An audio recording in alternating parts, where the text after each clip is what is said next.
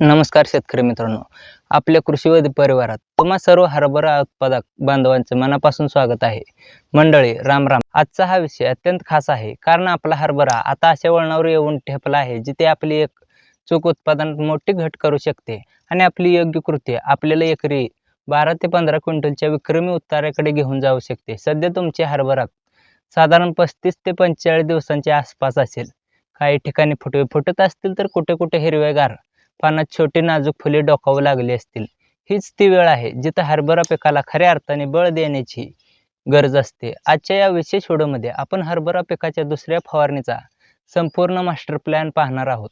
ही फवारणी का महत्त्वाची आहे, कोणते औषध कोणत्या वेळी वापरायचे आणि कोणत्या चुका टाळायच्या याची सविस्तर आणि शास्त्रशुद्ध माहिती आपण आज घेणार आहोत.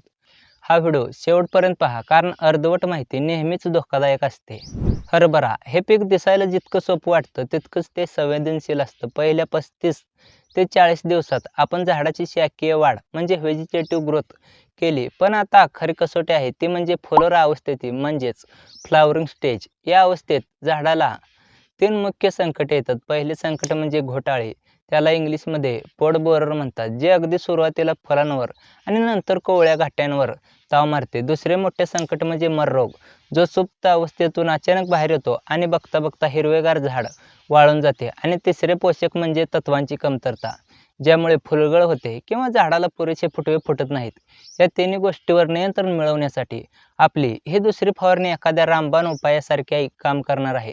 जर आपण योग्य वेळी म्हणजेच 5 ते 10% फुलधारणा असताना ही फवारणी केली तर भविष्यातील मोठी हानी आपण टाळू शकतो.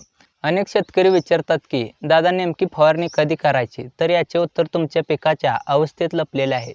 जेव्हा तुमच्या हरभऱ्याला साधारण 40 ते 50 दिवस पूर्ण होतात किंवा रानात फिरताना तुम्हाला एखाद्या झाडावर फुले दिसू लागतात, ज्याला आपण 5 ते 10% फुलधारणा म्हणतो, तीच या फवारणीची सुवर्ण वेळ आहे. जर तुम्ही खूप लवकर फवारणी केली तर औषधांचा प्रभाव फुले येईपर्यंत संपून जाईल, आणि जर खूप उशिरा केला म्हणजेच रानात 50%हून जास्त फुले दिसू लागल्यावर फवारणी केली तर औषधाच्या दाबाने नाजूक फुलांची गळ होऊ शकते. त्यामुळे अर्ली फ्लावरिंग हीच स्टेज निवडा. यावेळी हवामानाचा अंदाज घेऊन शक्यतो सकाळी 10 वाजेच्या आत किंवा संध्याकाळी 4 वाजेनंतर फवारणीचे नियोजन करावे, जेणेकरून मधमाशांच्या परागीभवन म्हणजेच पॉलिनेशन प्रक्रियेत अडथळा येणार नाही.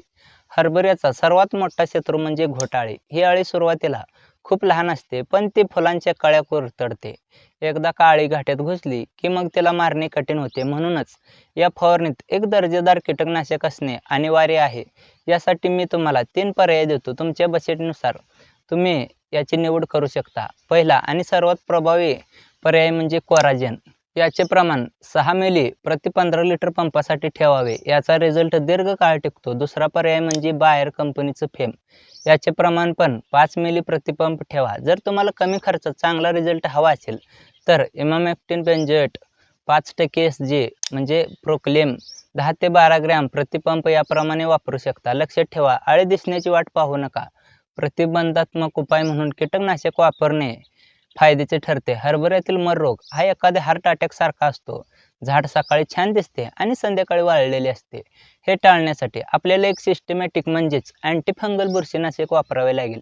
जर तुमच्या शेतात मर रोगाचे प्रमाण जास्त असेल तर तुम्ही रोकड 40 ग्रॅम किंवा ॲमिस्टर स्टॉप 15 ते 20 मिली प्रति पंप वापरू शकता. मर रोगासाठी कस्टोडिया हा देखील एक उत्तम पर्याय आहे, जो 2 मिली प्रति लिटर याप्रमाणे वापरता येतो. जर मर रोग केवळ काही झाडांपुरता मर्यादित असेल तर UPLचे साप 30 ते 40 ग्रॅम वापरणे देखील पुरेसे ठरेल.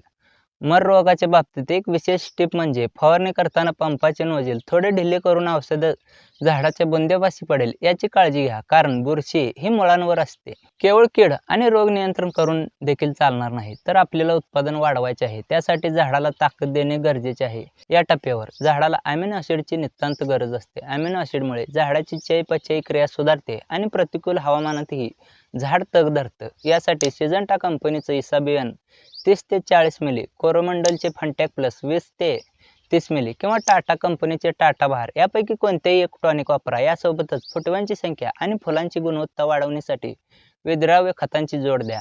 यामध्ये 12-61-0 75 ते 100 ग्रॅम प्रति पंप वापरा. जर तुम्हाला आणखीन आधुनिक तंत्रज्ञान हवे असेल तर इफकोचे नॅनो DAP 2 ते 3 मिली प्रति लिटर याप्रमाणे वापरू शकता. यामुळे फुटवे इतके फुटतील की तुमचे रान पूर्णपणे झाकून जाईल. फवारणी करताना काही तांत्रिक गोष्टी पाळणे खूप गरजेचे आहे. पहिली गोष्ट म्हणजे स्टिकर. हरभऱ्याची पाने तेलकट आणि मेणासारखी असतात, त्यामुळे औषध पानावर टिकत नाही. म्हणूनच 5 मिली सिलिकॉन स्टिकर प्रति पंप नक्की वापरा. दुसरी महत्त्वाची गोष्ट म्हणजे पाणी व्यवस्थापन. हरभरा फुलधारणा अवस्थेत असताना चुकूनही पाणी देऊ नका. जर या काळात पाणी दिले तर झाडांची केवळ उंची वाढते, म्हणजे शाखीय वाढ होते आणि लागलेली फुले गळून पडतात. पाणी द्यायचे असेलच तर ते घाटे भरण्याच्या अवस्थेत द्यावे. तसेच जर तुमच्या भागात खूप थंडी असेल तर फवारणीत सल्फर 80% WDG 20 ग्रॅम मिसळल्यास झाडाला ऊब मिळते आणि प्रकाश संश्लेषणाची क्रिया देखील सुधारते. तर शेतकरी बांधवांनो, शेती करताना आपण नेहमी कमी खर्च आणि जास्त उत्पादन हे सूत्र पाळले पाहिजे. मी जे औषध सांगितले आहे त्यातील घटक महत्त्वाचे आहेत. कंपनी कोणतीही असली तरी चालेल. ही दुसरी फवारणी तुमचा साधारण एकरी 700 ते 800 रुपयांचा खर्च करेल, पण यामुळे होणारे 30 ते 40% नुकसान टळणार आहे. हरभरा हे कमी पाण्यात येणारे पीक आहे, पण त्याची निगा राखणे तितकंच महत्त्वाचं आहे. आज जर तुम्ही हे नियोजन केले तर 10 क्विंटलचा उतारा सहज 15 क्विंटलपर्यंत जाऊ शकतो.